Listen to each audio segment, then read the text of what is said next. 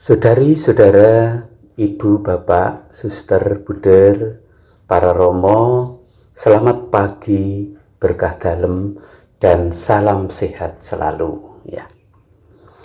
Hari ini kita memperingati orang kudus, Santo Maximilian Kolbe, seorang martir dari Polandia. Saya terkesan dengan kehidupan orang kudus ini. Sedikit biografi beliau. Beliau lahir pada tanggal 7 Januari 1894 dan setelah dewasa masuk biara Fransiskan. Hidupnya saleh. Santo Maximilian Kolbe berdevosi kepada Bunda Maria yang terkandung tak bernoda. Maka ketika dia studi di Roma, itu mendirikan Militia Maria Immaculata. Ia ditahbiskan menjadi imam pada tahun 1918. Nah, jelas bahwa situasi saat itu adalah situasi sekitar Perang Dunia Pertama dan Perang Dunia Kedua. Ya. Sebagai pastor baru, Pastor Maximilian Kolbe ditugaskan lagi kembali ke Polandia, tanah kelahirannya. Nah, di sana Pater Maximilianus Kolbe mendirikan biara dan juga ia dikenal sebagai penulis dan editor majalah. Itulah sebabnya ketika Gestapo Jerman itu masuk dan menguasai Polandia dan mereka berpikir untuk melemahkan rakyat Polandia, itu para pemimpin mereka, para penggerak mereka, tokoh mereka, itu supaya ditangkap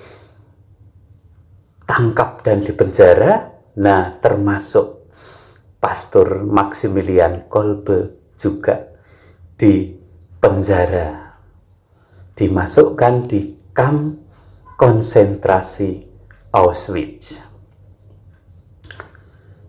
Nah, tapi sebagai pastor, ya, selain ikut kerja paksa, ya, beliau juga melayani, ya, tawanan-tawanan yang lain, ya, sebagai imam, ya, dia melaksanakan pelayanan itu, ya. Nah, suatu saat ada tawanan yang masih muda yang namanya Sersan Gajowniczek, ya, yang akan dihukum mati.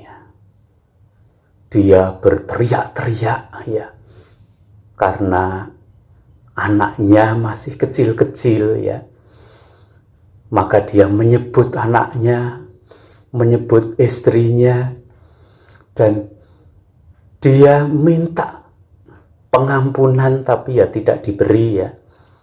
Maka Pastor Maximilian Kolbe yang merasa dirinya sudah renta, badannya kurus kering, dan dia seorang pastor sehingga tidak punya anak istri, dia maju dan menggantikan tawanan yang akan dihukum mati itu, dan akhirnya Pastor Maximilian Kolbe lah yang dihukum mati.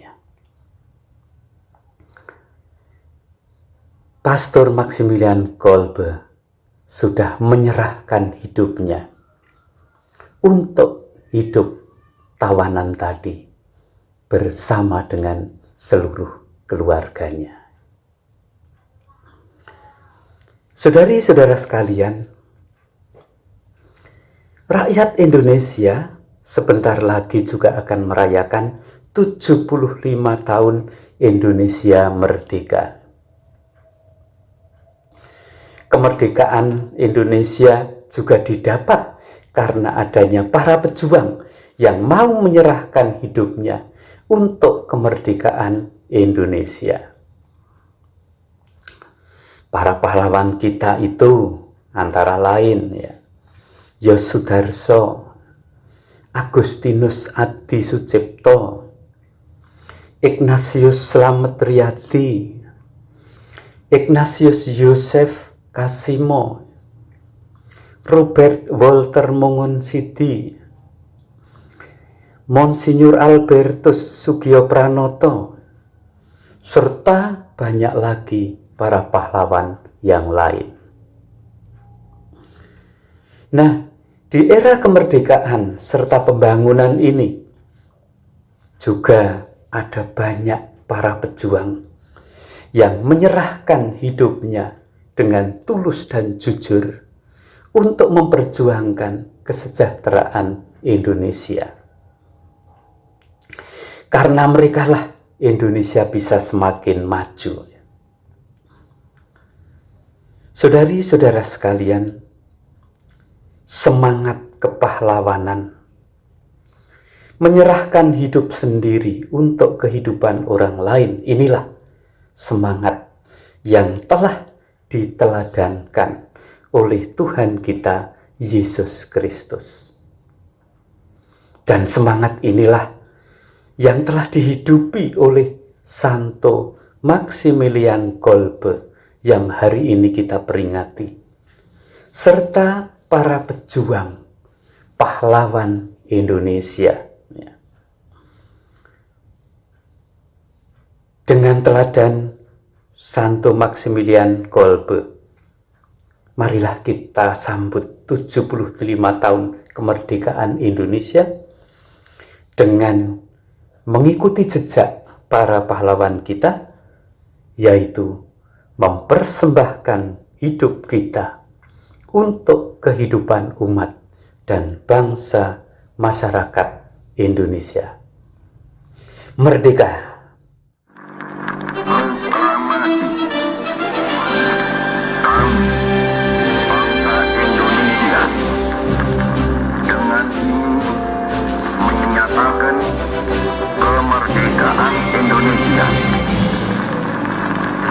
Hal-hal yang mengenai pemindahan kekuasaan dan lain-lain diselenggarakan dengan cara saksama dan dalam tempo yang setingkat-tingkatnya. Jakarta, 17 Agustus 1945, atas nama bangsa Indonesia, Soekarno, Hatta.